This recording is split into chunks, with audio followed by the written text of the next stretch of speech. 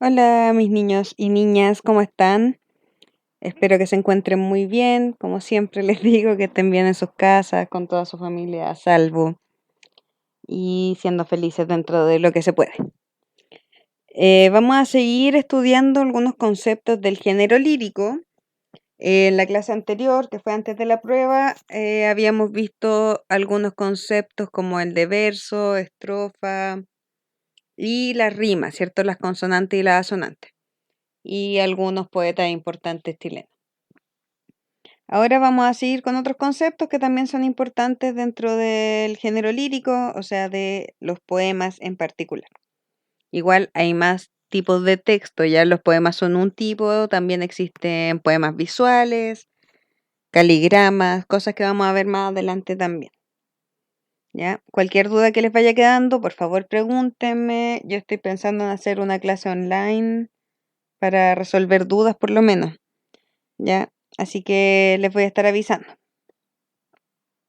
Ya. El primer concepto que vamos a ver es el del hablante lírico. El hablante lírico es algo así como el narrador en las historias, en los cuentos y en las novelas. Acuérdense que yo alguna vez les expliqué que el narrador no es lo mismo que el autor. El autor es la persona real que escribe el libro y el narrador es la voz ficticia que habla dentro de la historia. En este caso es algo muy similar. Ya el hablante lírico es la voz ficticia dentro del poema.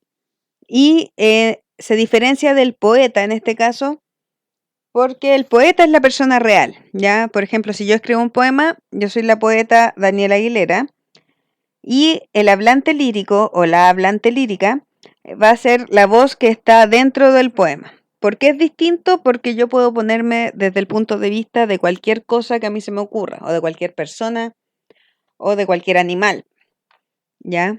Por ejemplo, si quiero tratar de hacer un poema sobre lo triste que es ser un perro callejero, puedo ponerme desde la visión de un perro que abandonaron, por ejemplo. Entonces el hablante lírico en ese caso sería el perro y no Daniel Aguilera, ¿ya? Esa es la gracia de tener una voz ficticia, ya que puedo inventar en el fondo cualquier punto de vista y así poder expresar de mejor manera, ya porque quizás es más triste o puedo transmitir de mejor manera la tristeza y el sufrimiento si me pongo del punto de vista del perro, ya, o de un árbol cuando están deforestando y cortando. Me pongo del punto de vista del árbol que está viendo cómo botan a todos sus compañeros. O puedo ponerme del punto de vista de un viejo si quiero hablar de lo mal que se trata a los adultos mayores en este país y lo abandonados que están, qué sé yo. Bueno, estoy hablando de puras situaciones tristes, también puede ser algo más alegre, ¿cierto? Eh, por ejemplo, puedo hablar de lo hermoso que se siente el cariño de una madre o de un abuelo, de cualquier persona que te cuidara cuando eres pequeño, y hablar como que yo fuera un bebé o una niña pequeña, ¿ya? A pesar de que ya tengo 29 años, puedo ponerme desde el punto de vista de un niño o niña. ¿Ya? Entonces esa es la gracia. Por eso el poeta, cuando yo les pregunte, ¿quién es el hablante lírico en este poema? Nunca me tienen que decir el nombre de la poeta o del poeta, ¿ya? Porque siempre va a ser la voz imaginaria. Entonces, si está hablando como si fuera una persona adulta y mujer igual que yo, por ejemplo, si yo escribo un poema y hablo de esa forma, tienen que poner una mujer que, por ejemplo, sea un poema de amor, una mujer enamorada. Ese es el hablante lírico. Ya lo vamos a ver más adelante con un ejemplo. Ya, otro concepto interesante que tienen que aprender es objeto lírico. ¿Ya? ¿Qué es el objeto lírico? Es la persona, cosa o situación que inspira al poema. Entonces, para reconocerlo hay que preguntarse de quién o de qué se está hablando en este poema. Entonces, por ejemplo, en el caso anterior, eh, si me pongo del punto de vista de un perrito que fue abandonado, el objeto lírico ahí es el abandono, ¿ya? Si yo escribo un poema de amor, ¿ya? Para alguien, esa persona va a ser el objeto lírico, porque es quien me está inspirando a escribir ese poema. Si escribo un poema sobre mi madre, obviamente mi madre sería el objeto lírico, ¿ya? Es quien sea o lo que sea, porque no tiene por qué ser una persona, puede ser una cosa o una situación como el abandono, una cosa como el mar o qué sé yo, cualquier cosa, una cebolla incluso. Pablo Neruda, que veíamos anteriormente, tiene un libro entero de odas, que son poemas como de alabanza para algo, y ahí tiene oda a la cebolla, oda al caldillo de congrio, oda al mar, oda a lo que sea. Ya se puede escribir poemas sobre cualquier cosa, pero lo que sea que está inspirando este poema, ya sea una persona, una cosa o una situación, es el objeto lírico de ese poema, ya es lo que lo inspira. Entonces siempre hay que tratar de pensar de quién o de qué se está hablando en este poema. Luego está el concepto de temple de ánimo. El nombre dice de qué se trata, ya es el ánimo, la emoción o sentimiento que transmite un poema, o el estado de ánimo que se siente al leer este poema. Ya, entonces, como en los ejemplos que les di al principio, generalmente el temple de ánimo sería tristeza, desolación, pena. Ya, si escribo un poema de amor, obviamente debería transmitirse esa emoción de cariño, de afecto, de amor. Si escribo sobre mi madre, dependiendo de qué relación tengas con tu madre, ¿cierto? Puede ser de amor, puede ser de odio, puede ser de resentimiento, dependiendo de la emoción que se esté transmitiendo. Ya, pero la idea de los poemas siempre es que al leerlos a uno le queda una sensación, una emoción dentro, ¿ya? Algo tienen que estar transmitiendo, porque esa es la función de los poemas, es transmitir emociones y sentimientos. Entonces uno al leerlos o a escucharlos, si es que lo están recitando, debería sentir algo. Y eso es el temple de ánimo, ¿ya? Es como en qué estado de ánimo te deja, qué estado de ánimo se transmite. Em, Vamos a seguir.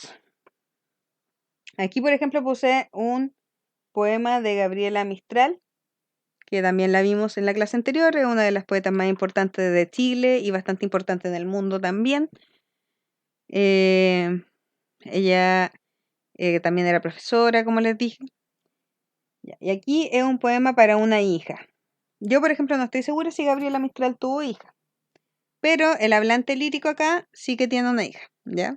O una niña a la que cuida. Voy a leerle el poema para que después analicemos los conceptos que habíamos visto recién. Perdón, estoy un poco resfriada, pero no coronavirus, no se preocupe. Ya, dice, el poema se llama Miedo, de Gabriela Mistral. Yo no quiero que a mi niña golondrina me la vuelvan. Se hunde volando en el cielo y no baja hasta mi estera. En el alero hace el nido y mis manos no la peinan. Yo no quiero que a mi niña golondrina me la vuelvan. Yo no quiero que a mi niña la vayan a hacer princesa, con zapatitos de oro, como juega en las praderas, y luego llegue la noche, a mi lado no se acuesta. Yo no quiero que a mi niña la vayan a hacer princesa. Y menos quiero que un día me la vayan a hacer reina. La pondrían en un trono donde mis pies no llegan. Cuando viniese la noche, yo no podría mecerla. Yo no quiero que a mi niña me la vayan a hacer reina. Ya. Entonces este poema, que es uno de mis favoritos de Gabriela Mistral, habla sobre que no quiere que alejen a su hija de ella, ¿ya? No quiere que le hagan algo espectacular y maravilloso porque las personas que tienen demasiadas cosas, que son muy ricas o que son demasiado talentosas, viven lejos, en otro mundo casi, ¿ya? Entonces ella como lo que quiere es cuidarla y que esté con ella, ¿ya? No quiere que le hagan algo espectacular, quiere que sea su hija, que esté ahí, que esté bien y sana a su lado, ¿ya? Entonces no quiere que sea princesa ni reina porque ahí la quedaría muy lejos y no podría cuidarla. Y si la niña es una princesa, aquí por ejemplo dice con zapatitos de oro, ¿cómo juegan las praderas? ¿Ya? Ella prefiere que sea una niña simple, pero feliz y tranquila y que esté a su lado, ¿ya? Entonces, en este texto, el hablante lírico, como les digo, no es Gabriela Mistral, ya no puede ser Gabriela Mistral. es una madre, ¿ya? Ella es la que está escribiendo. Entonces no importa si Gabriela Mistral, por ejemplo, nunca tuvo hijos o hijas. Ella puede ponerse desde ese punto de vista en su poema. Puede ser un hablante lírico, es la madre. El objeto lírico de quien se trata este poema, de quién le está hablando en este poema, es la hija o una niña pequeña, ¿cierto? Que es de quien se trata.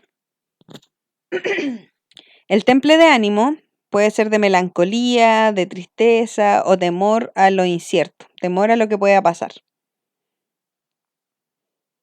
Y si se acuerdan de la clase anterior, las rimas asonantes y consonantes, las asonantes son las que se repiten las vocales solamente desde la última vocal tónica. Entonces en este caso, vuelvan es desde esta E, se repite la E y la A.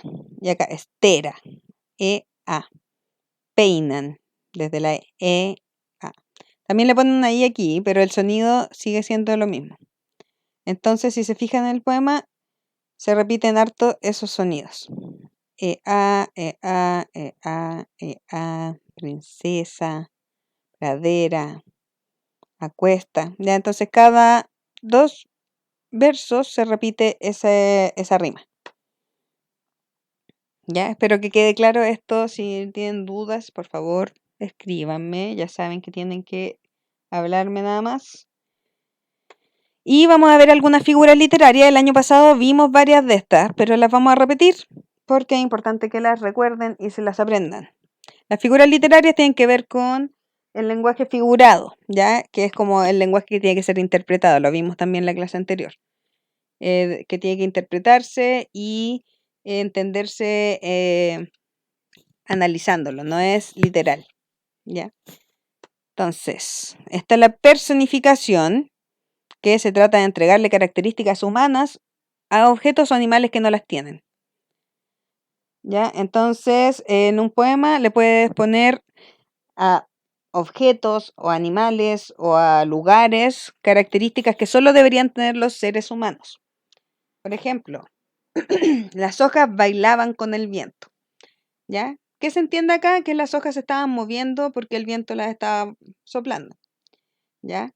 Pero uno dice bailaban para dar una imagen más bella y que represente el mismo movimiento. ¿Y quienes bailan? Los seres humanos. Las hojas en verdad no bailan, ¿cierto? Se mueven, se arrastran quizás, pero no bailan. Y las estrellas me miraban esa noche. Ya, las estrellas tampoco pueden mirar, son objetos inanimados, ¿cierto? Pero quizás esas noches estaban muy brillantes y yo estaba sola en la cordillera, qué sé yo. Puedo sentir como que me estaban mirando, ¿ya? Entonces trato de expresar algo utilizando estas figuras.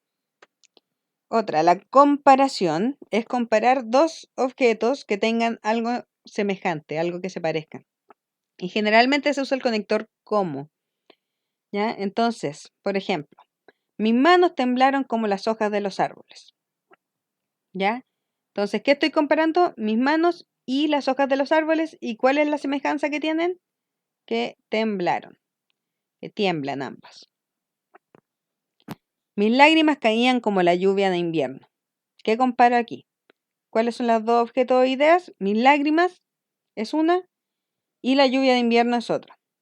¿Y qué tienen en común? ¿Cuál es la semejanza? Que ambas caen, ¿ya? Y además son ambas líquidos, agua, ¿cierto? Estaba pálida y fría como la nieve. ¿Quién estoy comparando? A la persona, ¿cierto? Y la nieve. ¿Y qué tienen en común? Que ambas son pálidas, blancas, ¿cierto? Y fría.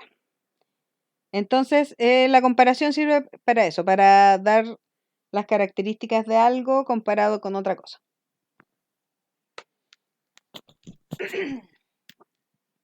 La hipérbole se trata de exagerar una idea o situación para causar la mayor impresión en los lectores, ya la mayor impresión posible. Entonces, puedo decir, por ejemplo, nadie ha sentido un dolor como el mío. Ya eso es una exageración porque en verdad yo no sé qué ha sentido las otras personas, ¿ya? Aquí estoy tratando de dar a entender como que yo fuera la persona que más ha sufrido en todo el mundo, lo que es muy poco probable, ¿cierto? Entonces es una exageración. ¿Pero por qué se hace? No es porque de verdad yo crea que haya sufrido más que todo en el mundo, sino como para expresar que estoy sufriendo mucho, ¿ya? Es una forma de causar una impresión en los lectores. Te quiero con la fuerza de los mares, ¿ya? Ahí también es una exageración. Puede que la quieras mucho a una persona, que ames mucho a una persona, pero decirlo de esta forma es para causar impresión, ¿ya? Con la fuerza de los mares, es como una fuerza inigualable, ¿cierto? Entonces decir eso es una exageración, no porque no quieras mucho a una persona, pero es la forma de expresarlo. Aliteración. Esto tiene que ver más con el sonido, ¿ya? No es tanto con el significado, sino con el sonido de las cosas.